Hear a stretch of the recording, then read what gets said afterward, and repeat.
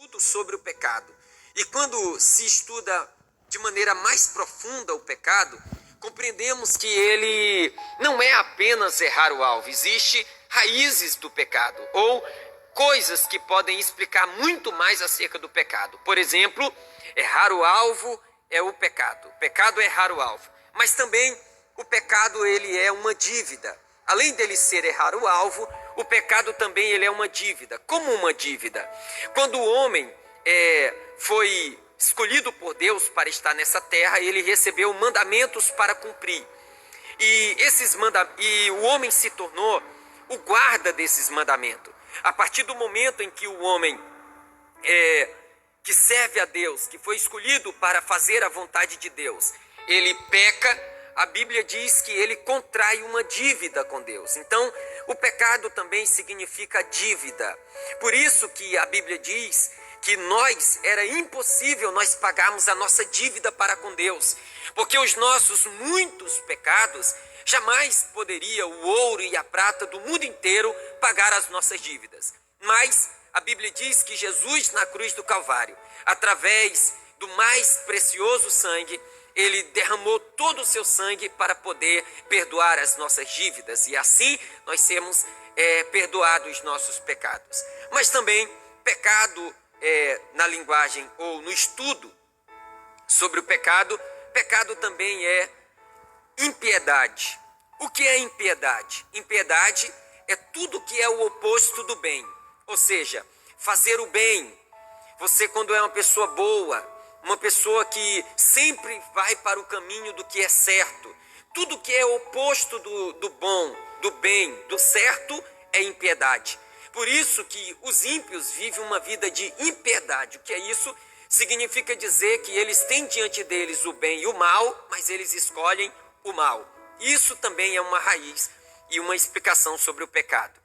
Desobediência. O que é desobediência? Segundo Lucas capítulo 8, versículo 38, desobediência é quando o homem ele ouve mal. O que é isso? Ouvir mal é quando você tem um ensinamento correto, quando você quando você recebe todos os passos para você seguir um caminho certo, as leis, a palavra, você tem alguém que te ensine, leve um ensinamento aos teus ouvidos, mas você ouve mal. Existe isso, irmão Osias, hoje? Claro que existe.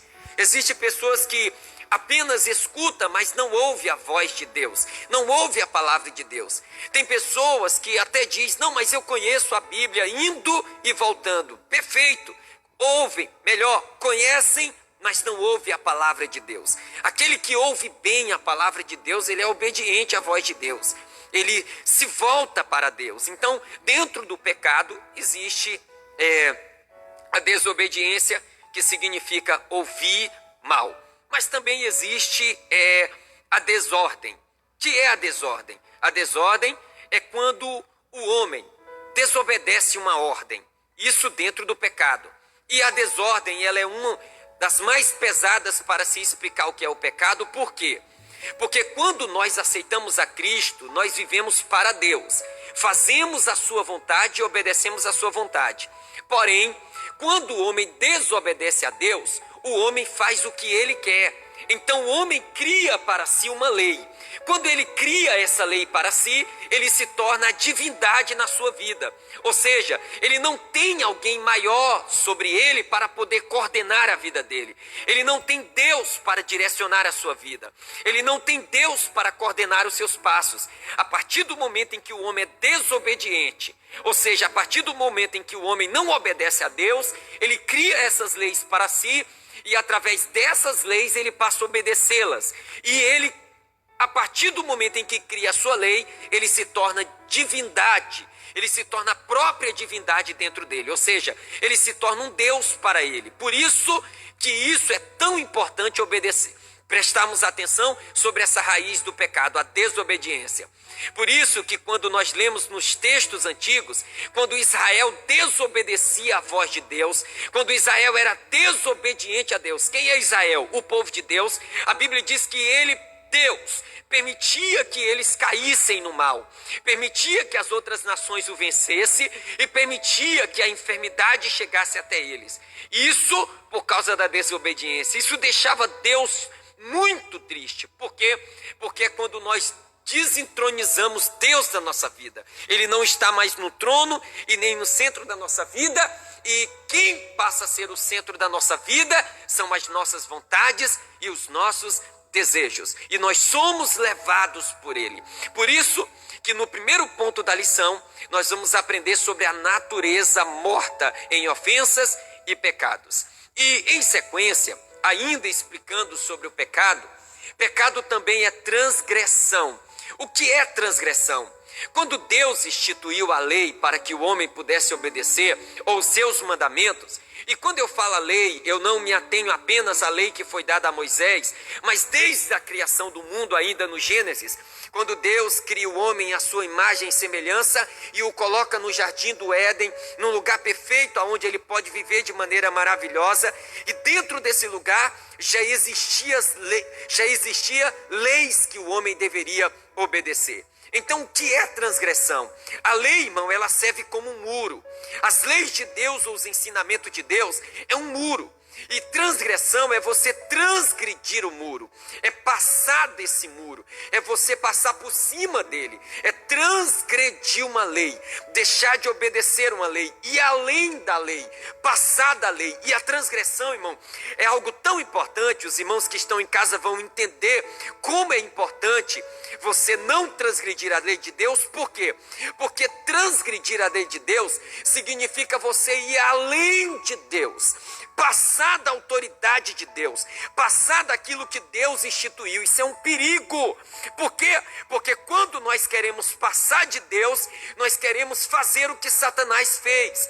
Ele achava que era maior do que Deus, que podia ser maior do que Deus, que podia passar de Deus.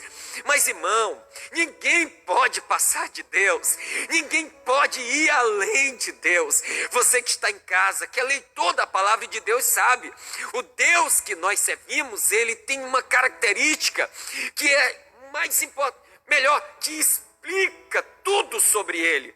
Ele é soberano. Isso significa que ele é grandioso, ele é maior do que tudo, ele é perfeito, ele é glorioso. Não existe nada maior do que o nosso Deus. Então, transgredir significa você ir além do limite que foi instituído por Deus. Em Romanos, capítulo de número 4, versículo de número 15, depois você lê em casa, fala isso. Fala sobre essa transgressão. Quando você vai além do limite que foi permitido por Deus. Mas também existe duas conotações para a palavra pecado, como queda e também derrota. Irmão Osias, eu achava que pecado era só errar o alvo. Pois é, irmão, tem muita coisa além. Queda e derrota. Ambos estão ligados, porque queda significa quando o homem cai o padrão que foi instituído por Deus para que o homem sirva a ele, e ele cai do padrão. Por isso que quando o homem estava no Gênesis, quando nós estudamos a Bíblia e percebemos que o homem estava no Gênesis, a Bíblia diz que o homem, Adão, ele era perfeito.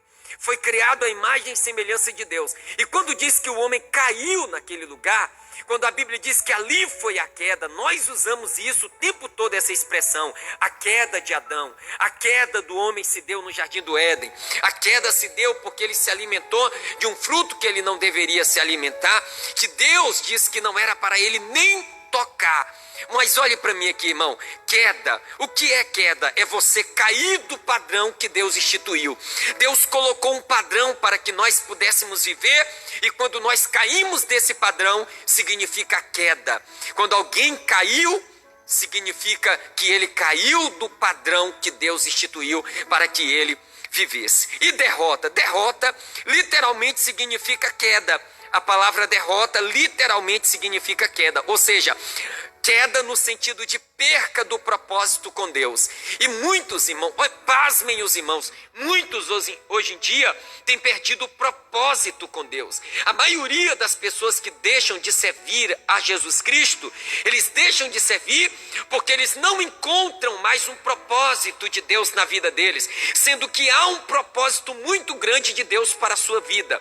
Mas muitos têm entrado em uma vida de derrota simplesmente porque eles têm perdido o propósito com Deus. E quando eles perdem o propósito, eles entram em uma vida de derrota, que é também o pecado. Está isso registrado em Romanos 11, versículo de número 12. E a queda em Efésios capítulo 1, versículo de número 7, fala sobre a queda do homem.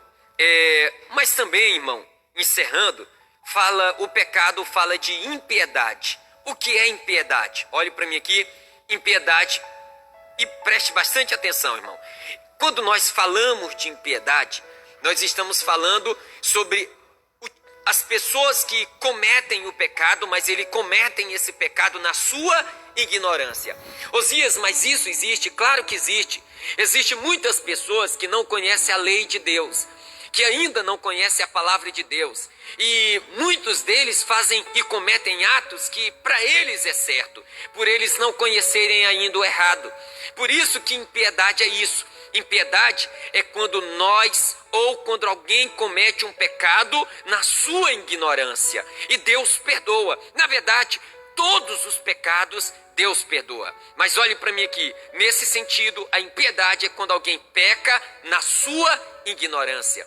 Por isso que a Bíblia diz, em João capítulo de número 8, versículo de número 44, que as pessoas, ou muitas pessoas, têm por Deus deles o diabo. Porque lhe cegou, Satanás cegou o entendimento deles para que ele não lhe resplandeça a luz do evangelho, ou seja, a verdade. Existem muitas pessoas que vivem na escuridão, que cometem pecados na sua ignorância e precisa ter um encontro com Cristo Jesus. Esses vivem uma vida de impiedade. E para encerrar o termo sobre pecado, senão nós vamos falar de pecado a manhã inteira, mas para encerrar o termo sobre pecado, o último que eu gostaria de falar é a iniquidade. A iniquidade, irmão, ele é o pecado com consciência. Ou seja, ele é o pecado, é quando a pessoa comete o pecado, mas tem consciência do pecado. Mas o pior de tudo isso não é sobre essa explicação que eu falei agora. O pior é que iniquidade é quando a pessoa tem prazer em pecar. Ou seja, o pecado se torna prazeroso para essa pessoa e ela passa a pecar, a fazer e cometer este pecado, mesmo sabendo que esse pecado levará à morte, mesmo sabendo que destruirá a sua vida. E isso acontece muito dentro das nossas igrejas. Esse é o tipo de pecado que é o pecado do crente, que é esse pecado, pastor Cláudio, que nós cometemos sabendo que é errado. Acontece dentro das nossas igrejas, irmão Flávio. Pecado de iniquidade, que é o pecado com consciência. Eu sei que é errado, mas eu vou lá, pastor Josias, e eu faço. Eu sei que não devo fazer, mas eu vou lá e cometo. Esse é o pecado de iniquidade. O problema, irmão, é que quando você, uma vez sabendo que é errado, peca, você vai pecando até a mente cauterizar. E quando a mente cauteriza, ninguém consegue mais corrigir você através da palavra, porque está cauterizada. E outro problema maior é que o pecado se torna prazeroso, até que a pessoa morra espiritualmente. Então, antigamente,